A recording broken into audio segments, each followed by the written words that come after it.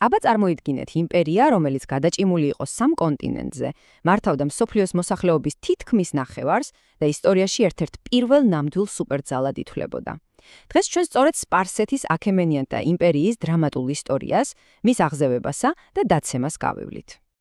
აქემენიანთა იმპერიის ამბავი ერთ ძალიან მნიშვნელოვან კითხვას გვისვამს. რა ანადგურებს იმპერიებს, რომლებიც ერთი შეხედვით უძლეველი ჩანს? გარედან შემოსული მტერი თუ შიგნიდან დაწყებული გახრწნა? მოდით ამ კითხვაზე პასუხი ამ ისტორიაში ერთად მოვძებნოთ. მას ასე, რაზე ვსაუბრობთ? ეს არ ყოფილა უბრალოდ ერთი დიდი სახელმწიფო. ეს იყო ნამდვილი გიგანტი, რომელიც 2 საუკუნეზე მეტხანს არსებობდა. აქემენიანთა დინასტიამ დააარსა და რომელმაც ძველი სამყაროს რუკა ფაქტობრივად თავიდან დახატა.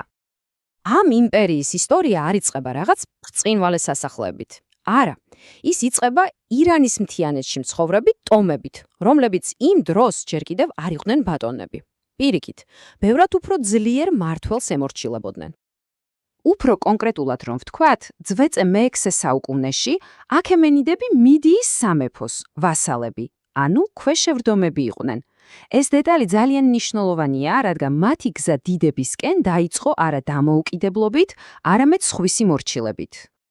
მაგრამ აი შემდეგ სცენაზე გამოდის ისტორიული ფიგურა, რომელმაც თამაშის წესები სრულიად შეცვალა. კიროს მეორე, იგივე კიროს დიდი.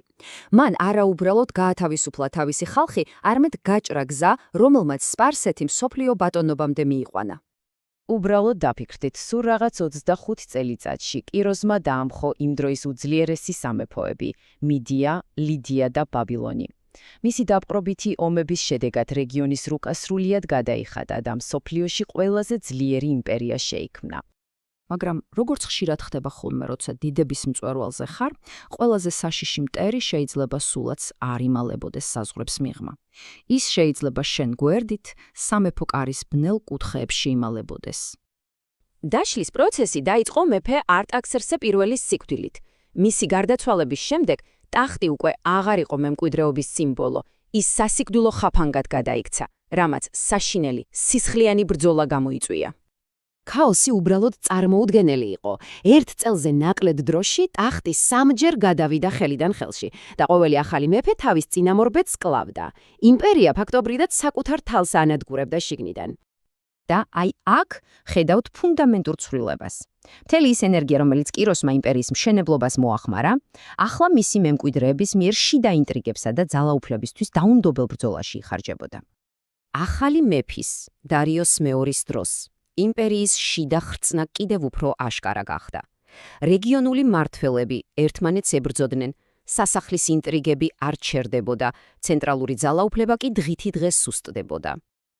იმპერია კვდებოდა, მაგრამ ჯერ ბოლომდე არ იყო განადგურებული. ისტორიამ შემოგვინახა ერთი უკანასკნელი ძალიან სასტიკი მცდელობა, რომ როგორმე ეს დაშლის პროცესი შეეჩერებინათ. სცენაზე გამოვიდა არტაქსერქსე მე-3, რომელმაც რკინის მუშტით სცადა წესრიგის აღდგენა. მან წარმოუდგენელი სისასტიკითა და სისხლით მართლაც მოახერხა დროებით იმპერიის შეკოწიწება. მაგრამ ხომ ხვდებით, შიშზე აგებული ერთიანობა დიდხანს ვერ გაგრძელდებოდა. და სწორედ ამიტომ, როდესაც უკანასკნელი მეფე, დარიოს მე-3, ავიდა ტახტზე, მას მემკვიდრეობით ერგო არა ძლევამოსული იმპერია, არამედ 10 წლეურების შიდა ბრძოლებით გამოფიტული, დასუსტებული და ფაქტობრივად მომაკვდავი სახელმწიფო. და აი სწორედ ამ უკიდურესად მყიფე მდგომარეობაში შეხვდა იმპერია თავის საბოლოო გამოწვევას, ალექსანდრე მაკედონელის შემოსევას. და ეს ყველაფერი გვაბრუნებს ჩვენს თავდაპირველ კითხვასთან. დაამხო ალექსანდრემ უძლეველი იმპერია. თუ მან უბრალოდ ბოლო ბიძგი მისცა იმ სტრუქტურას, რომელიც ისედაც საკუთარი სიმძიმისგან ინგრეოდა. როგორც ჩანს, პასუხი სადღაც ისტორიის ჩრდილებშია.